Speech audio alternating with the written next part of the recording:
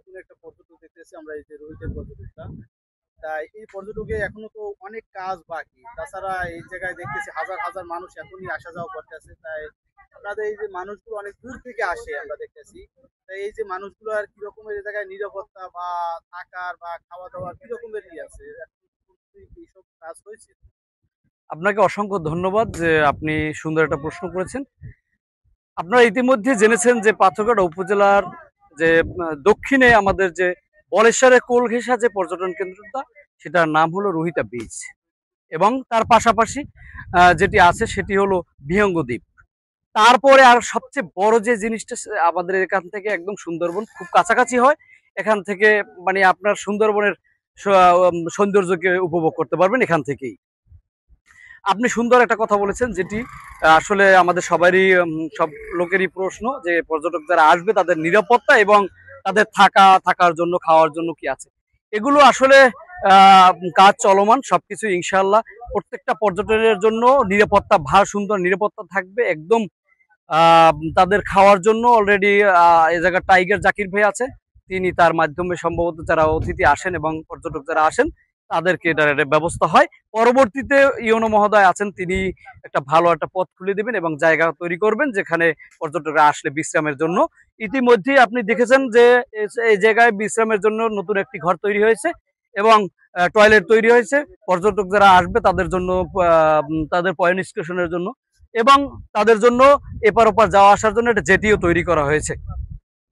আপনি আরো জানতে চেয়েছেন যে এই জায়গায় আসার জন্য তাদের নিরাপত্তা কি। অবশ্যই এই জায়গায় নিরাপত্তা কমিটি উপজেলা ইতিমধ্যেই উপজেলা নির্বাহী অফিসার স্যার তিনি এখানে পর্যটন কমিটি করে দিয়েছেন তাদের পর্যটকদের নিরাপত্তার জন্য। আপনাকে অসংখ্য ধন্যবাদ সুন্দর প্রশ্ন করার জন্য। অসংখ্য ধন্যবাদ আপনাকে আমাদের মূল্যবান সময়টা দেওয়ার জন্য।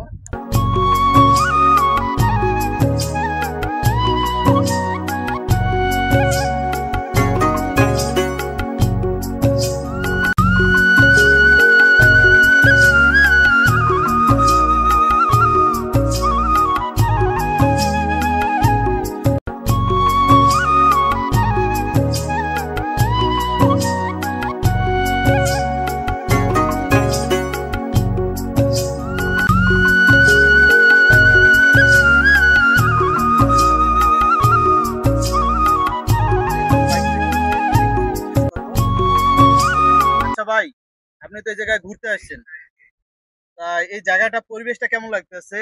আর এই জায়গায় বর্তমানে আপনি ঘুরে আসে একটা নিজের ভিতরে কি রকম ফিল করতেছেন, এটা একটু আমাদের বলবেন? এই জায়গার পরিবেশটা বলতে গেলে এক কথায় যদি বলি, পরিবেশটা অসাধারণ। কারণ হলো যে এই জায়গায় মানে একদম সামনেই নদী, স্পেসটা একদম কম, নদী থেকে একদম সুন্দর স্নিগ্ধ বাতাস আসে, যাতে কোনো পরিবেশ দূষণের কোনো সুযোগ নেই। চমৎকার বাতাস, সাথে ছাতি দেওয়া আছে, এবং মানুষের ওরকম ভাবে কোলাহল নাই। মানে বেশিও মানুষ না আবার কমও না, মোটামুটি ভাবে সবকিছু শৃঙ্খল সাথে এগিয়ে চলছে। পর্যটন চমৎকার। আশা করছি এখানে উন্নয়নের কাজ চলছে, আরো উন্নয়নের কাজ হবে। এখানে এই ছাতা দেওয়া হয়েছে, ছাতার নিচে দেওয়া ছিল।